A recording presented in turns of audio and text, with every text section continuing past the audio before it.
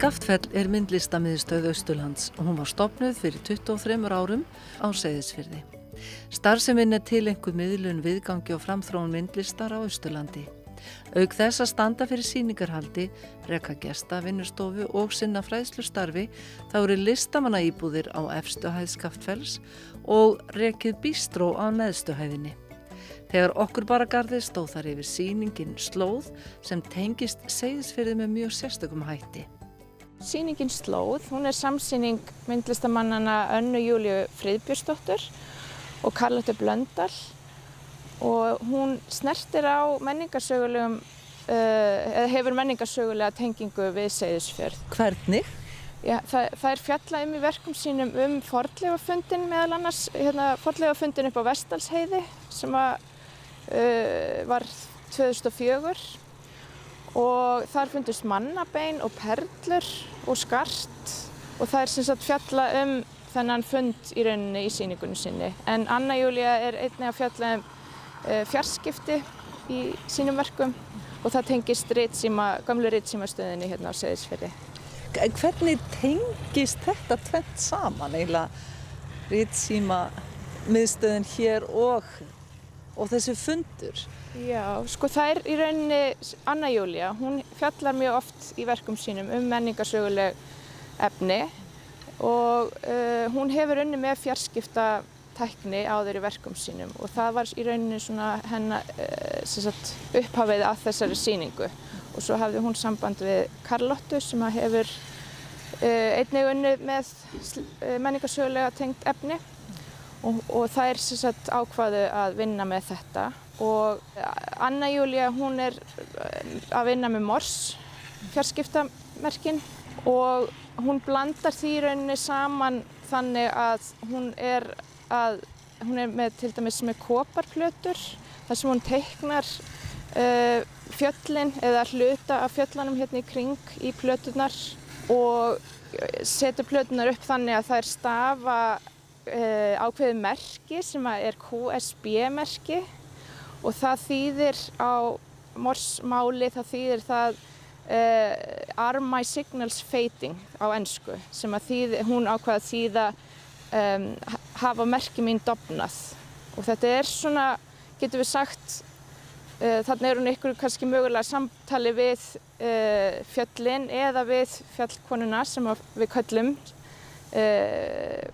þennan fund í rauninni þarna upp á Vestdalsheiði. Og hún líka með verk þar sem hún stafar slóð með perlum á koparvír og hengir það upp festir koparvírin upp með steinum. Þannig að þetta svona eitthvað samtal þarna við mögulega fortíðina eða við staðinn. Og Karlótta Blöndal, hún fór upp á Vestdalsheiði. Hún vinnur mikið á staðnum, eða vann verkin á staðnum og þar hafði hún fengið kort frá fornleifafræðingunum sem höfðu kannað staðinn og gert svona uppdrátt af þessum fundarstað og þau setja það þannig upp að þau merkja alla reitina á fundarstaðinum og hún tekur þessi brot í rauninni og stækkar það upp á lérefti, klippir út léreft og gerir snertiþrykk af í rauninni, hvað getur við sagt, jarðveginum þarna á staðinum. Þannig hún í rauninni að reyna að yfirfæra þennan stað yfir í sýningarrýmið. Skaftfell var reist árið 1907, 3 hæða 420 fermetrar og byggt að norskri fyrirmynd með nýklassísku yfirbragði. Húsið einstaklega reisulegt. Önnur forstöðukona Skaftfells kom fyrst til Seyðisfjarðar fyrir 10 árum og heillaðist á staðnum.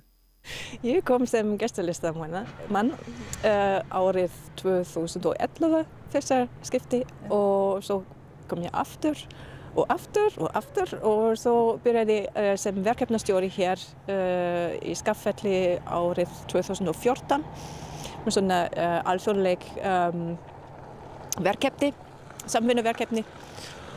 Og já, og þá var ég gestavinnustofu fulltrúi Skaftfells. Ég ennþá það og líka nú með hennu forstjórimaður Og ég elskar bara Skaftfell og Seyðisfjörður og ég vil vera hér og ég með fjölskylda hér og Skaftfell bara svona sérstakt staður og stofnun. Listamennirnir vilja koma aftur og aftur, sem ekki allir en sumir, og vilja dvelja hér í Austurlandi og í Seyðisfjörður. Aðsókn í listamanna íbúðir Skaftfells mjög mikil og komast færri að en vilja. Við erum alltaf með svona open call fyrir umsókn og það stundum 100 umsókn í árið. Já. En hvernig getur maður valið? Það mjög erfitt stundum, mjög erfitt. Stundum vissum við hvað við viljum og við viljum líka hafa svona gott mix. Við vinnum bæði við íslensk listamennir og alþjóðleg listamenn og já, við reynum að hafa svona good mixture. Bistróið það ekki mjög vinsælt?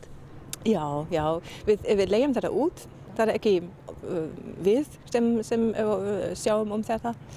En það mjög mikilvægt að hafa þetta bistróið hér í bænum og líka fyrir Skaftfell. Það alltaf gott að hafa fólk í húsinu. Og sýningarsal og bistróið tengt saman. Það hægt að fara upp frá bistróið, upp í sýningarsal og niður frá sýningarsalnum niður í bistróið. Og það mjög mikilvægt að hafa þetta connection. Þessa tengingu? Já, tengingu, já.